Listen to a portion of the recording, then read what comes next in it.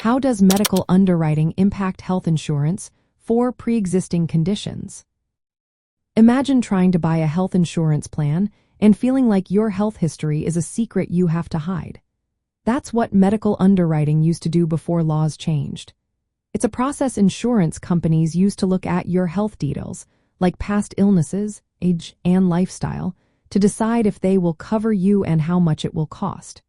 If you had a health issue before applying, this process could make things complicated. Before 2014, in the United States, insurance companies often used medical underwriting in the individual and small group markets. If you had a pre-existing condition, like diabetes or high blood pressure, they could deny you coverage altogether. Or they might charge you much higher premiums, making insurance unaffordable. This created big barriers, especially for Black communities who statistically face higher rates of some chronic health conditions. But then came the Affordable Care Act, or ACA, which changed the game. Since 2014, in most health insurance plans, medical underwriting is no longer allowed for individual and small group policies. That means insurance companies cannot refuse coverage or charge more just because you have a pre-existing condition. Plans must be guaranteed issue, so anyone can sign up, and premiums can only vary based on age, where you live, and if you use tobacco. This has opened doors for many people, including many Black Americans, to access health coverage more easily. However, medical underwriting is still used in some insurance types outside of the ACA protections. For example, short-term health plans, Medicare supplement plans after the initial enrollment period, and some life or disability insurance products may still review your health history.